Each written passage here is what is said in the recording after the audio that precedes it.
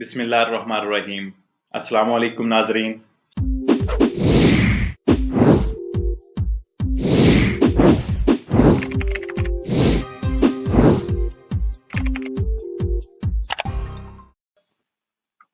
Italian passport के हवाले से एक जो मैं अपडेट पढ़ रहा था वो मैं आप तक शेयर करता हूं कि अगर किसी के पास इटालियन पासपोर्ट है तो पीछे आपको पता है बहुत सारे लोग यूके की तरफ गए। अब यूके बंद हो गया 31 दिसंबर के बाद, वो आउट ऑफ यूनियन जो है यूरोपीय यूनियन चला गया है। तो इस हवाले से आप एक अपडेट में पढ़ रहा था कि अगर अब इस सूरत में, इस हालात में अब या आगे किसी के पास इटालियन पासपोर्ट आएगा और वो किसी यूरोप के दूसरे मुल्क में जाके जॉब करना चाहता है या वहां पे सेटल होना चाहता है, तो उसके लिए आर्टिकल डिक्रेतो 30/2007, याद रखें, डिक्रेतो 30/2007 2007 के तहत इटालियन गवर्नमेंट ने यूरोपीय यूनियन से जो मुआहदा किया है उसमें आप यूरोप के 26 मुल्कों में से किसी भी मुल्क में जाके आसानी से रह सकते हैं, जॉब कर सकते हैं। पहले 3 महीने आप बगैर किसी रजिस्ट्रेशन के रह सकते हैं और उसके बाद आपको उस मुल्क में रेजिडेंस अपना, रजिस्ट्रेशन अपनी करवाना होगी और उसके रहने का, वहां पे आपको रहायश का सबूत देना होगा।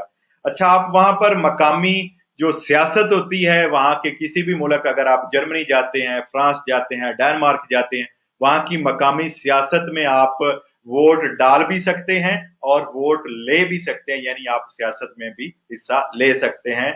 आपका इटालियन पासपोर्ट ही आपके पास रहेगा। अच्छा, अपनी मुल्की जबान के लिए यानी इटालियन जबान के लिए वहां पर जो इटालियन कौंसल होगी, एम्बेसी होगी, वो आपको तमाम तर मालूमात फराहम करेगी, उसकी जिम्मेदारी है। और जॉब के हवाले से या बिजनेस के हवाले से जो भी मालूमात होगी वो इटालियन जो एम्बेसी होगी वो आपको फराहम करती रहेगी।